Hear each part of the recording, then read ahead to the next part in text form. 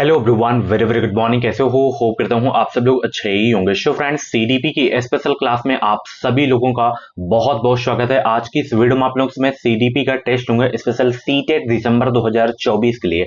Friends, इस video में जो टोटल आपके क्वेश्चंस होंगे वो होंगे 30। अगर आप लोग 30 में से 10 से 12 प्रश्न सही कर लेते हैं तो आपकी सीडीपी की तैयारी बहुत ही अच्छी है और आप लोग सीटेट एग्जाम को बहुत ही आसानी से क्रैक कर लेंगे। तो चलिए वीडियो को स्टार्ट करते हैं। इसकी पीडीएफ आपको बिल्कुल फ्री में आप हमारे टेलीग्राम ग्रुप से डाउनलोड कर सकते हो। लिंक वीडियो के डिस्क्रिप्शन बॉक्स में दे दिया हूं। और भी क्लासेस अगर आप लोगों को देखनी है तो आप प्लेलिस्ट में जाइए, प्लेलिस्ट में आपको सारी की सारी क्लासेस मिल जाएंगी।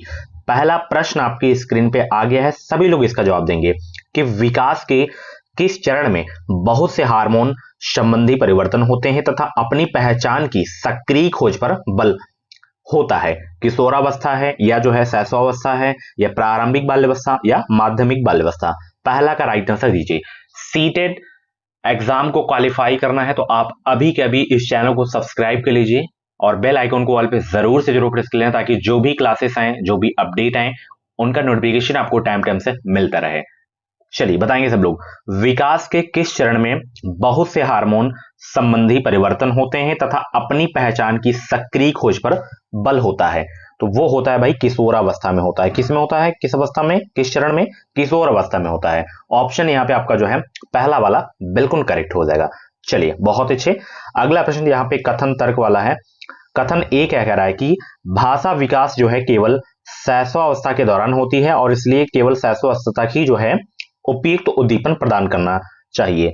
एंड तर्क आर क्या कह रहा है? प्रारंभिक वर्षों के दौरान अनुभव किए गए नकारात्मक वातावरण का दीर्घकालिक प्रभाव नहीं होता। चलिए अच्छे से रीड करिए इसको, फिर आप लोग बताइए कौन सा सही है कौन सा गलत है। ऑप्शन देख लीजिए। चलिए बताएंगे सब लोग, दूसरा का राइट आंसर क्या होगा?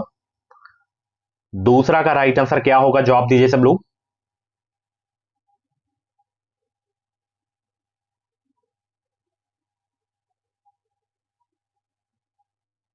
बहुत अच्छे। सभी को गुड मॉर्निंग। डेली क्लासेस का टाइमिंग आप सभी लोगों को पता होगा। डेली मॉर्निंग में 9 AM पे क्लास चलती है, दोपहर में 2:30 बजे क्लास चलती है, शाम को 6:45 पे क्लास चलती है। यहाँ पे क्या कह रहा है कि भाषा विकास केवल शैशवावस्था के दौरान होती है। बिल्कुल गलत है ये कथन आपका, ठीक है। तर्क आर क्या कह रहा है? प्रारंभिक वर्षों के दौरान अनुभव किए गए नकारात्मक वातावरण का दीर्घकालिक जो है प्रभाव नहीं होता। ये भी आपका तर्क भी गलत है।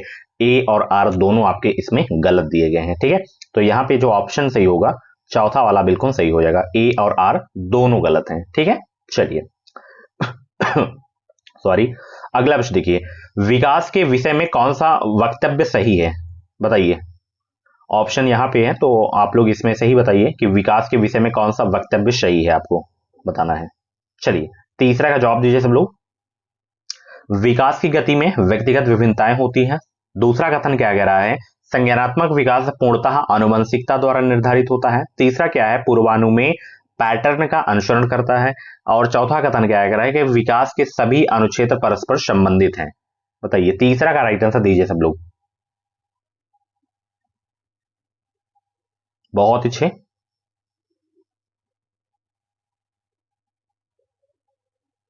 वीडियो को लाइक शेयर करते रहो सभी लोग और सब्सक्राइब जरूर कर लेना। इस चैनल से आपको निश्चित ही मदद मिलेगी।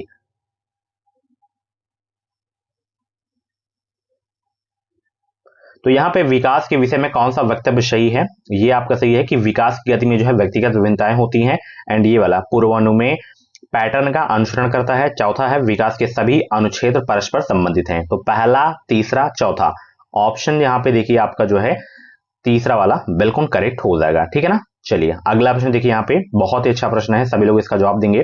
वे गणितीय प्रश्न जो परिकल्पना परिस्थितियों के साथ और बीजगणितीय कथन करते हैं प्रारंभिक पाठ्यचर्चा का एक भाग है। इस विचार का आधार है कि किशोर डैश कार्य करने में सक्षम है, अमूर्त चिंतन कार्य करने में सक्षम है, या मूर्त सामग्रियों के साथ मैनिपुलेटिव संक्रियाएं कार्य करने में सक्षम है, या श्रेणीबद्ध कार्य करने में सक्षम है, या वर्गीकृत कार्य करने में सक्षम है। 4 का राइट आंसर दीजिए सब लोग। बहुत अच्छे भाई।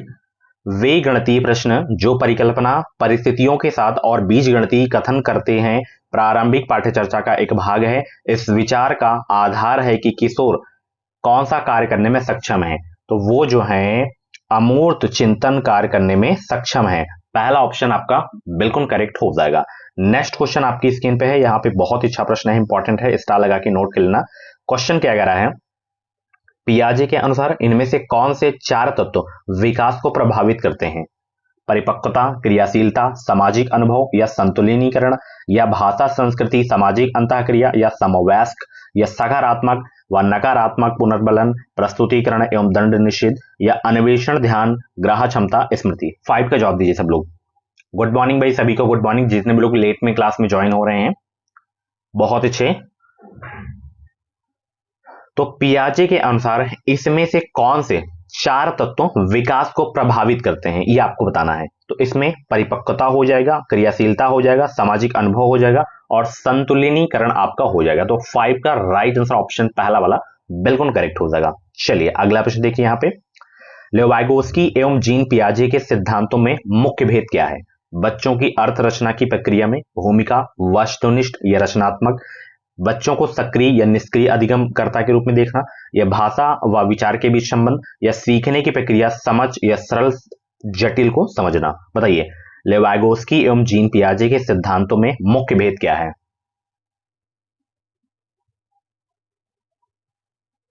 बताइए सब लोग, 6 का जवाब दीजिए।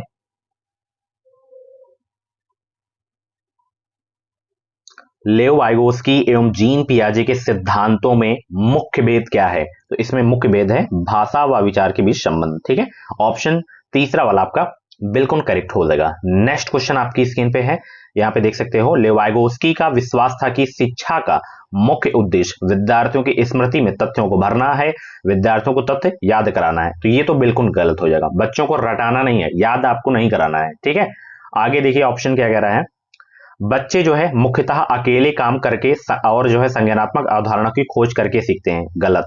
अधिगम रचनात्मक और साथ ही सहयोगात्मक प्रक्रिया है, ये आपका बिल्कुल सही है। बाकी चौथा ऑप्शन भी पढ़ सकते हो, अधिगम मुख्यतः तब होता है जब बच्चे किसी प्रतिक्रिया से कोई उद्दीपक को जोड़ते हैं। तो इसमें जो सबसे बेस्ट आपका होगा आंसर ये वाला कि अधिगम रचनात्मक और साथ ही जो है सहयोगात्मक प्रक्रिया है। ठीक है, चलिए बहुत अच्छे, सभी ऑप्शन को आपको जरूर पढ़ना है, यही होती प्रैक्टिस। अगला प्रश्न, लॉरेंस कोहलबर्ग के विषय में कौन सा जो है विकल्प सही है? चलिए चारों विकल्पों को पढ़िए, फिर आप लोगों को बताना है लॉरेंस कोहलबर्ग के बारे में इसमें कौन सा आपका जो है विकल्प गलत है। वे पियाजे के सिद्धांत को उद्धृत नहीं करते, वे नैतिक विकास के 6 स्तरों को 2 चरणों में समेट देते हैं, उन्होंने बच्चों को हेंज की दुविधा की काल्पनिक स्थिति देकर शोध किया है, उनका मानना है कि संज्ञानात्मक विकास क्रम में लड़के और लड़कियों में नैतिकता का विकास भिन्न भिन्न होता है। बहुत अच्छे, 8 का जवाब दीजिए फटाफट।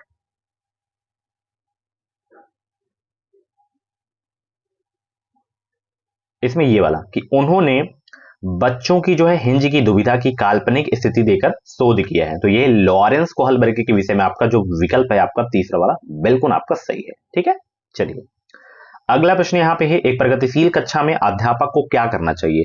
उपदेशक होना चाहिए, व सदा कक्षा को नियंत्रण में रखना चाहिए, छात्रों के पूर्व ज्ञान व अनुभवों को महत्व देना चाहिए, केवल बाह्य उत्प्रेरण पर बल देना चाहिए। 9 का जवाब दीजिए सब लोग। बहुत अच्छे भाई, मैंने आपको बताया था क्या, और एक भी और भी है यहाँ पे, छात्रों को जो है आलोचनात्मक तरीके से सोचने पर प्रोत्साहित करना चाहिए। मैंने आपको बताया था अगर क्वेश्चन आपका पॉजिटिव हो तो निगेटिव जो टैग वर्ड होते हैं उनको आपको कट कर देना तुरंत। जैसे यहाँ पे उपदेशक होना चाहिए व सदा कक्षा को नियंत्रण में रखना चाहिए, नियंत्रण में आपको कक्षा को नहीं रखना है, तो ये आपका गलत हो जाएगा। छात्रों के पूर्व ज्ञान व अनुभवों को महत्व देना चाहिए, हमेशा महत्व देना चाहिए, तो यहाँ पे दूसरा आपका सही हो जाएगा। एंड केवल, यहाँ पे केवल दिख गया, केवल आपका निगेटिव होता है तो कट कर दो तुरंत। चौथा क्या कह रहा है, छात्रों को आलोचनात्मक तरीके से सोचने पर प्रोत्साहित करना चाहिए। जो प्रोत्साहित होता है ये आपका क्या होता है, ये आपका पॉजिटिव होता है, तो यहाँ पे दूसरा और चौथा वाला बिल्कुल सही हो जाएगा। तो ऑप्शन यहाँ पे दूसरा बिल्कुल करेक्ट हो जाएगा। ऐसे आपको ऑप्शन सही करने हैं, ये वाले कूट वाले जो प्रश्न आते हैं। ठीक है, चलिए 10 क्वेश्चन का जवाब दीजिए।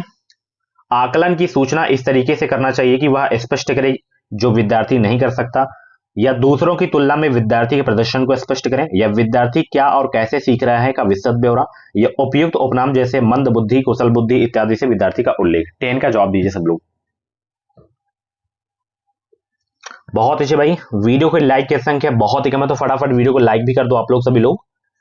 यहाँ पे 10 का जितने भी लोग ऑप्शन तीसरा वाला सेलेक्ट कर रहे हैं कि आकलन की सूचना इस तरीके से करना चाहिए कि विद्यार्थी क्या और कैसे सीख रहा है का विस्तृत ब्यौरा होना चाहिए। तो यहाँ पे 10 का ऑप्शन तीसरा वाला बिल्कुल करेक्ट हो जाएगा। अगला प्रश्न है, राष्ट्रीय शिक्षा नीति 2020 में प्रस्तावित समय 360 डिग्री बहुआयामी प्रगति पत्रक को क्या दर्शाना चाहिए? विद्यार्थियों के प्रदर्शन की दूसरे जो है प्रदेशों में विद्यार्थियों के अंकों को तुलना, या जो है विद्यार्थियों की संज्ञानात्मक, भावनात्मक व मनोज्ञानात्मक आयामों में प्रगति, या विद्यार्थियों की संज्ञानात्मक क्षमताओं के अनुसार सही पहचान कर 8 बिंदु क्षेत्रीय पैमाने पर नामांकन, या विद्यार्थी की अवधारणागत कमियां जिन पर अभिभावकों की को जो है मेहनत करनी चाहिए। 11 का राइट आंसर दीजिए सब लोग। बताइए, एनईपी 2020 में प्रस्तावित समग्र 360 डिग्री बहुआयामी प्रगति पत्रक क्या दर्शाना चाहिए? विद्यार्थियों को जो है विद्यार्थियों की संज्ञानात्मक, भावनात्मक व मनोज्ञानात्मक आयामों में प्रगति। ऑप्शन दूसरा बिल्कुल करेक्ट हो जाएगा। नेक्स्ट क्वेश्चन, पाठ्य पुस्तकों में जो है स्त्रियों को केवल नारीवादी विशेषताओं जैसे पालन पोषण व देखभाल करने वाली संवेदनशील के रूप में चित्रण किसका उदाहरण है? स्त्रियों की जन्मजात क्षमताओं के चित्रण का, या जेंडर पक्षपात का, जेंडर समानता का, या जेंडर समता का? Very very most important question आपके एग्जाम के लिए भाई। सभी लोग इस क्वेश्चन के स्क्रीनशॉट लेंगे। पाठ्य पुस्तकों में स्त्रियों का केवल नारीवादी विशेषताओं जैसे पालन पोषण व देखभाल करने वाली संवेदनशील के रूप में चित्रण किसका उदाहरण है? ये जो उदाहरण है, ये उदाहरण है जेंडर पक्षपात का। ठीक है, ऑप्शन दूसरा वाला आपका बिल्कुल करेक्ट हो जाएगा। ठीक है ना। चलिए, विद्यार्थियों में समालोचनात्मक चिंतन का आकलन किस प्रकार किया जा सकता है? बताइए, विद्यार्थियों में जो है समालोचनात्मक चिंतन का आकलन किस प्रकार किया जा सकता है? 13 का जवाब दीजिए सब लोग।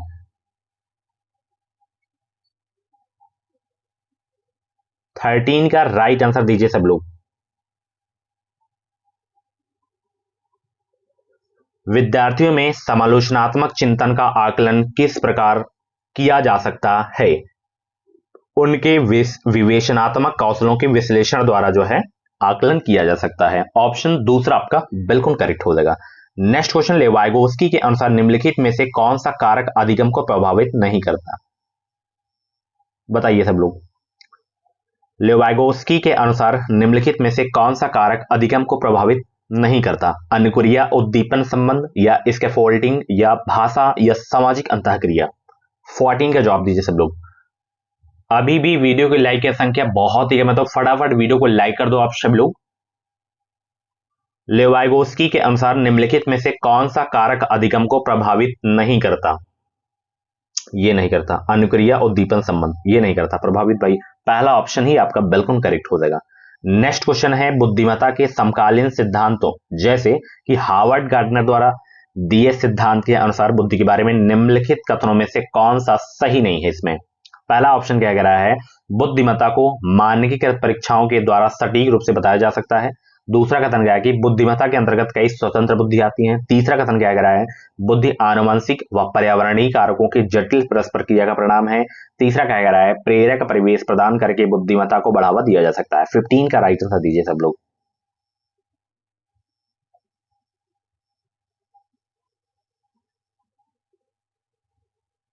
बताइए सब लोग, 15 का जवाब दीजिए। बुद्धिमत्ता के समकालीन सिद्धांतों जैसे कि हार्वर्ड गार्डनर द्वारा दिए गए सिद्धांत के अनुसार बुद्धि के बारे में निम्नलिखित कथनों में से कौन सा सही नहीं है? इसमें ये वाला नहीं सही है कि बुद्धिमत्ता को मानकीकृत परीक्षाओं के द्वारा सटीक रूप से बताया जा सकता है। मानकी का जो परीक्षण होता है आपका नेगेटिव होता है। तो पहला ऑप्शन आपका बिल्कुल करेक्ट हो जाएगा।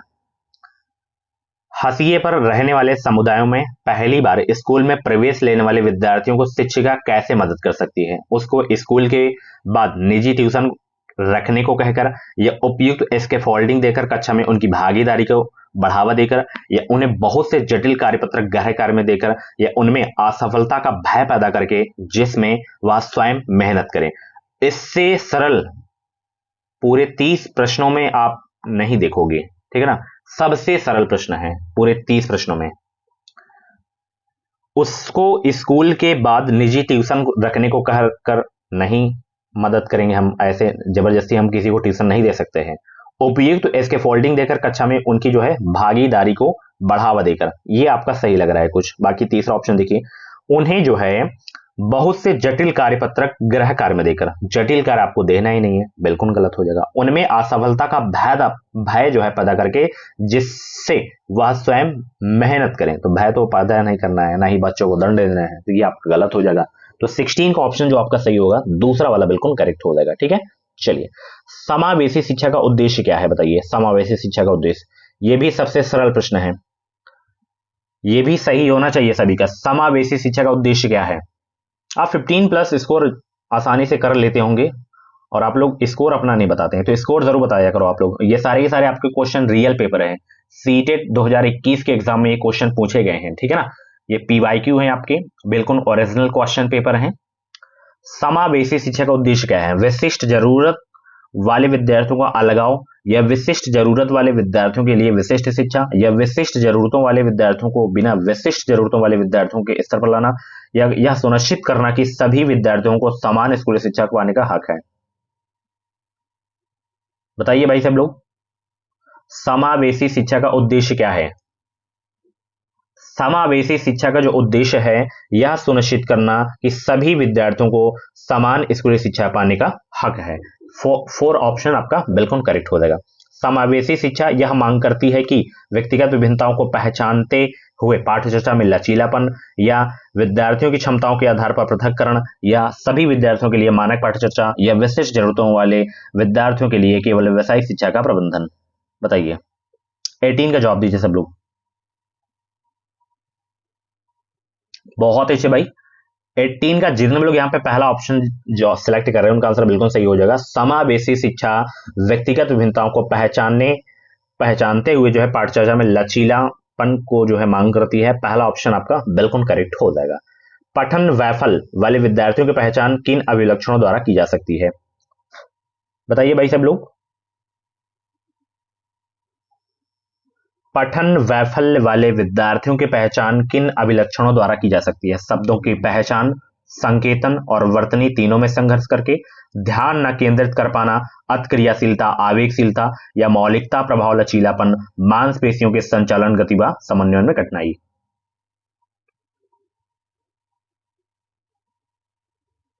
पठन वैफल्य वाले विद्यार्थियों की पहचान किन अभिलक्षणों द्वारा की जा सकती है? शब्दों की पहचान, संकेतन व वर्तनी तीनों में संघर्ष के द्वारा की जा सकती है। 19 का पहला ऑप्शन बिल्कुल करेक्ट हो जाएगा। नेक्स्ट क्वेश्चन, निम्नलिखित में से कौन से जो है अभिलक्षण एक प्रगतिशील प्रतिभाशाली विद्यार्थियों की पहचान नहीं है?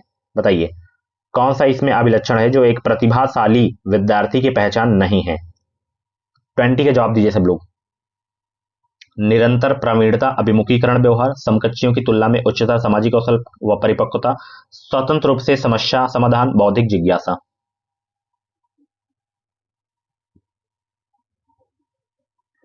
निम्नलिखित में से कौन से अभिलक्षण एक प्रतिभाशाली विद्यार्थी की पहचान नहीं है? ये नहीं है। समकक्षियों की तुलना, यहां पे देखना, समकक्षियों की तुलना में जो है उच्चतर सामाजिक कौशल व परिपक्वता, ऑप्शन दूसरा वाला आपका बिल्कुल करेक्ट हो जाएगा। पौधों पर जो है चर्चा करते हुए एक शिक्षक ने जो है पाया कि कई बच्चों को इस संकल्पना के संबंध में भ्रांतियां हैं। इस संदर्भ में शिक्षक को क्या करना चाहिए? विद्यार्थियों को उनकी भ्रांतियों की पहचान करने में मदद करनी चाहिए और समझ का जो है पुनर्निर्माण करना चाहिए। ऐसी भ्रांतियां पालने के लिए विद्यार्थियों को सजा देनी चाहिए और इस समय विषय को छोड़ देना चाहिए। स्पष्ट रूप से भ्रांतियों की ओर संकेत करना चाहिए और याद करने के लिए सही जानकारी देनी चाहिए। विद्यार्थियों को बौद्धिक रूप से तुच्छ लेबलिंग करना चाहिए। उन्हें विशिष्ट शिक्षा के लिए जो है अनुमोदित करना चाहिए। क्या करना चाहिए बताइए सब लोग? 21 का जवाब दीजिए सब लोग। तो 21 का यहाँ पे पहला वाला ऑप्शन आपका बिल्कुल करेक्ट हो जाएगा कि विद्यार्थियों को उनकी भ्रांतियों की पहचान करने में मदद करनी चाहिए और समझ का पुनर्निर्माण करना चाहिए। पहला वाला ऑप्शन बिल्कुल करेक्ट हो जाएगा। नेक्स्ट क्वेश्चन देखिए, 22 का कथन और तर्क वाला प्रश्न है, पढ़िए और आराम से उत्तर दीजिए आप लोग। कथन ए कह रहा है, अधिगमकर्ताओं में समालोचनात्मक चिंतन के विकास के लिए एक अध्यापक कक्षा में कई समाचार पत्र लेकर आती हैं। सभी में एक विशेष खबर का उल्लेख है और अधिगमकर्ताओं को समूह में चर्चा करने के लिए कहती हैं। तर्क आर क्या है? मिडिल ग्रेड्स वाली पाठ्य पुस्तकें ही ज्ञान का एकमात्र माध्यम हो सकता है। कौन सा सही है, कौन किसकी सही व्याख्या कर रहा है, ये आपको बताना है।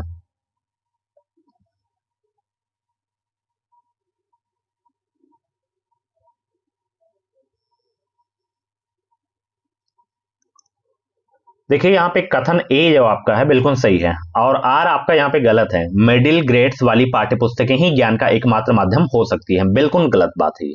ठीक है, तो यहाँ पे आर आपका जो है गलत है, ए केवल सही है। तो यहाँ पे ऑप्शन देखिए, यहाँ पे ए सही है और आर गलत है, तो ऑप्शन तीसरा वाला आपका बिल्कुल करेक्ट हो जाएगा।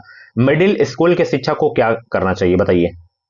विद्यार्थियों की जो है त्रुटियां उसे उसकी असफलता हेतु बतानी चाहिए, या विद्यार्थी की त्रुटियां जो है पूरी कक्षा को बतानी चाहिए उसे अपमानित करने के लिए, या विद्यार्थी को अवसर उपलब्ध करवाने चाहिए कि वो अपनी त्रुटियां पहचान कर उन पर काम कर सके, या विद्यार्थी को शर्मिंदा करना चाहिए ताकि वह भविष्य में कोई त्रुटियां ना करें। बहुत अच्छे भाई, लाइक शेयर करते रहो सब लोग, सब्सक्राइब जरूर कर लेना। तो मिडिल स्कूल की शिक्षा को विद्यार्थी को जो है अवसर उपलब्ध करवाने चाहिए कि वो अपनी त्रुटियां पहचान कर उन पर काम कर सके वो। ठीक है, जो अवसर जो होता है डियर, ये आपका पॉजिटिव होता है। ठीक है, चलिए तीसरा ऑप्शन बिल्कुल करेक्ट हो जाएगा।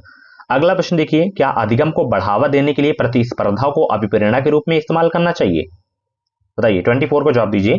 क्या अधिगम को बढ़ावा देने के लिए प्रतिस्पर्धा को अभिप्रेरणा के रूप में इस्तेमाल करना चाहिए? हाँ, इससे समकक्षियों से प्रदर्शन की तुलना में मदद मिलेगी। दूसरा क्या कह रहा है? नहीं, इससे कक्षा में नकारात्मक लोकाचार को बढ़ावा मिलता है क्षमता के आधार पर अनावश्यक सामाजिक तुलना के कारण। हाँ, इससे विद्यार्थियों को दूसरों से बेहतर करने का बढ़ावा मिलता है। नहीं, प्रतिस्पर्धा का इस्तेमाल केवल विशिष्ट जरूरतों वाले विद्यार्थियों के लिए करना चाहिए। 24 का जवाब दीजिए सभी लोग।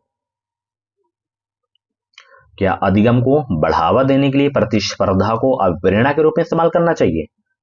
हाँ, इससे जो है विद्यार्थियों को दूसरों से बेहतर करने को बढ़ावा मिलता है। ठीक है, तीसरा ऑप्शन बिल्कुल करेक्ट हो जाएगा। चलिए अगला प्रश्न देखिए, यहाँ पे निम्नलिखित में से किसमें जो है अधिसंज्ञानात्मक क्षमताओं की जरूरत पड़ती है? किसमें अधिसंज्ञानात्मक क्षमताओं की जरूरत पड़ती है? प्रयोग के चरणों का विवरण में, समस्या समाधान की अपनी रणनीतियों पर चिंतन, या गणितीय संक्रिया की नियत प्रणाली का दोहराव, या पाठ्य पुस्तकों में दी गई विभिन्न घटनाओं की परिभाषाओं का स्मरण। 25 का जवाब दीजिए लोग। तो यहाँ पे 25 का ऑप्शन जो आपका करेक्ट होगा, दूसरा वाला बिल्कुल करेक्ट हो जाएगा, समस्या समाधान की अपनी रणनीतियों पर चिंतन। ठीक है, चलिए, एक शिक्षिका विद्यार्थियों की समस्या समाधान की क्षमताओं को कैसे बढ़ावा दे सकती है? प्रश्न पूछने को हतोत्साहित करके। देखिए, जो हतोत्साहित होता है ये आपका निगेटिव होता है, प्रोत्साहित जो आपका होता है वो पॉजिटिव होता है। सादृश्यों के जो है इस्तेमाल को निषेधित करके, ये भी गलत ही है। ठीक है, और यहाँ पे चुनौतियों से बचने के लिए सारे जो है हल उपलब्ध करवाकर, नहीं, ऐसा नहीं करना है। विद्यार्थियों को समस्या समाधान के तरीकों को प्रोत्साहित करके ये बढ़ावा दे सकती है। ठीक है, समस्या समाधान को। ठीक है ना, तो यही करना चाहिए एक शिक्षिका को। 26 का ऑप्शन चौथा वाला बिल्कुल करेक्ट हो जाएगा। एक सामाजिक रचनात्मक रूपरेखा वाली कक्षा निर्माण में बच्चे निष्क्रिय रूप से सुनते हैं जब शिक्षिका पढ़ाती हैं। निष्क्रिय तो आपका निगेटिव होता है, तो गलत हो जाएगा ये, क्योंकि क्वेश्चन आपका पॉजिटिव है। अगर पूछता कि कौन सा नहीं है तो आपको निगेटिव उत्तर आपको ढूंढना होता, तो इसमें आपका पॉजिटिव है तो पॉजिटिव उत्तर ढूंढना है। संसाधन केवल दिखावे के लिए होते हैं, ये भी गलत हो जाएगा। बैठने की व्यवस्था में क्रियाकलाप के अनुसार बदलाव होते हैं। आकलन को अधिगम से परे एक अलग गतिविधि के रूप में किया जाता है। 27 का जो आपका ऑप्शन सही होगा ये वाला, कि बैठने की व्यवस्था में क्रियाकलाप के अनुसार बदलाव होते हैं। ठीक है, चलिए 28 का जवाब दीजिए। निम्नलिखित में से कौन से कारक सार्थक अधिगम तथा विद्यार्थियों को चुनौतीपूर्ण कार्य करने के लिए प्रोत्साहित करेंगे? शिक्षकों का विद्यार्थियों की क्षमताओं के बारे में सकारात्मक विश्वास, बेहद प्रतिस्पर्धात्मक कक्षा संस्कृति जिसमें व्यक्तिगत उपलब्धियों पर बल हो, ऐसा ये वातावरण जिसमें प्रदर्शन को बढ़ाने के लिए डर व शर्मिंदगी पर बल दिया जाए, समस्या समाधान के हर चरण में भौतिक पुरस्कार देना। ये गलत बात है, हर चरण में आपको जो है भौतिक पुरस्कार आपको नहीं देना है। और डर व शर्मिंदगी पर बल दिया जाए, गलत हो जाएगा। इन दोनों में से बताइए, निम्नलिखित में से कौन से कारक सार्थक अधिगम व विद्यार्थियों को चुनौतीपूर्ण कार्य करने के लिए प्रोत्साहित करेंगे? ये वाला, शिक्षकों का जो है विद्यार्थियों की क्षमताओं के बारे में सकारात्मक विश्वास। ठीक है, पहला ऑप्शन बिल्कुल करेक्ट हो जाएगा। कौन सा संवेग विद्यार्थियों को जो है अधिगम में हतोत्साहित करेगा? गर्व, आनंद, उम्मीद, बोरियत। तो इसमें आपका जो बोरियत है ये विद्यार्थियों को अधिगम में हतोत्साहित करेगा। ठीक है, चलिए लास्ट क्वेश्चन यहाँ पे देख सकते हो, यदि छात्र आपके शिक्षण में रुचि नहीं ले रहे हैं तो आप क्या करेंगे? उन्हें अनदेखा करेंगे और पढ़ाना जारी रखेंगे, या कक्षा छोड़ देंगे और उनके माता पिता को शिकायत करेंगे, उन्हें ध्यान देने के लिए दंडित करेंगे, या अपनी शिक्षण विधियों पर चिंतन करेंगे और वैकल्पिक विधि का प्रयोग करेंगे? एक बात ध्यान रखना, जैसे आप स्कूल में शिक्षक व शिक्षिकाएं हैं, 30 बच्चे हैं, 30 में से 10 बच्चे फेल हो गए, तो उसमें जो गलती होती है ये शिक्षक की गलती होती है, बच्चे की गलतियां नहीं होती हैं। आप में कमी होती है, शिक्षक व शिक्षिकाएं में कमी होती है, कभी बच्चों का दोष उसमें नहीं होता है। वैसे ही प्रश्न है यहाँ पे कि यदि छात्र आपके शिक्षण में रुचि नहीं ले रहे हैं तो आपको क्या करना चाहिए? अनदेखा तो बिल्कुल नहीं करना है, कक्षा बिल्कुल आपको नहीं छोड़नी है, उन्हें दंडित नहीं करना है। यहाँ पे आपको करना यह है, अपनी शिक्षण विधियों पर जो है चिंतन करेंगे और वैकल्पिक विधि का प्रयोग यहाँ पे करेंगे आप लोग, ठीक है। तो चौथा ऑप्शन यहाँ पे आपका बिल्कुल भाई करेक्ट हो जाएगा।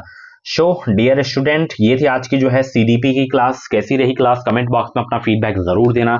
ऐसी ही बिल्कुल फ्री में क्लासेस देखने के लिए आप हमारे चैनल को सब्सक्राइब कर लीजिए और बेल आइकन को ऑल पे प्रेस कर लीजिए। आज की क्लास होप करता हूं समझ में आई होगी, अच्छे प्रश्न थे, बिल्कुल यही क्वेश्चन आपके पूछे जाते हैं, ये ओरिजिनल क्वेश्चन पेपर था। तो 30 में से कितने क्वेश्चन आपके सही हुए हैं? आज तो ज्यादा सही होने चाहिए, 15 में से। तो जरूर बताना स्कोर। बाकी वीडियो को लाइक कर देना, शेयर कर देना। Thank you so much. मिलते हैं अगली वीडियो पे। इसकी पीडीएफ आपको टेलीग्राम पे मिल जाएगी। Thanks for watching.